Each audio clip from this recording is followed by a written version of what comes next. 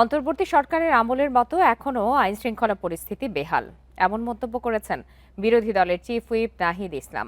এ সময় সাবেক উপদেষ্টা ফরিদা আক্তার সতর্ক করেন, বাংলাদেশের ওপর প্রভাব বিস্তারের চেষ্টা করছে ভারত ও যুক্তরাষ্ট্র, বিশেষ করে অর্থনীতিতে চাপ সৃষ্টি করতে চাচ্ছে। বিকালে রাজধানীতে এক অনুষ্ঠানে এসব কথা বলেন তারা।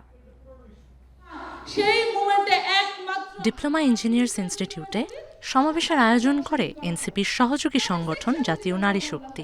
লক্ষ্য জুলাই বিপ্লবের চেতনা ও নারীদের অধিকার রক্ষার। তবে অনুষ্ঠানে বেশি গুরুত্ব পায় আইন শৃঙ্খলা পরিস্থিতি ও বৈশ্বিক রাজনীতি। আইন শৃঙ্খলা পরিস্থিতি নিয়ে ক্ষোভ জানান অন্তর্বর্তী সরকারের সাবেক উপদেষ্টা নাহিদ ইসলাম। অভিযোগ করেন, আগের চেয়ে বেড়েছে খুন, ধর্ষণ ও চাঁদাবাজি।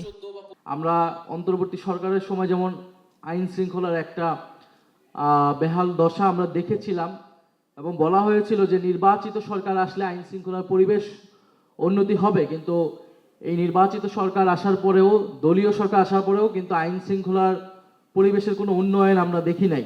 একই অনুষ্ঠানে ফরিদা আক্তার মন্তব্য করেন, বৈশ্বিক শক্তি বাংলাদেশের অর্থনীতির ওপর দখল নিতে চাচ্ছে। এ নিয়ে সবাইকে সতর্ক থাকার আহ্বান জানান তিনি।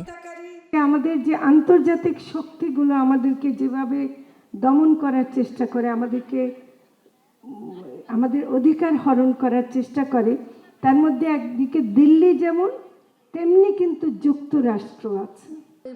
জুলাই অভ্যুত্থানে নারীদের অবদানের স্বীকৃতি, নিরাপত্তা ও অধিকার নিশ্চিত করার আহ্বান জানান বক্তারা। এবং আমরা এবারে নির্বাচনে মাহিমা হোসেন, ইন্ডিপেন্ডেন্ট নিউজ, ঢাকা।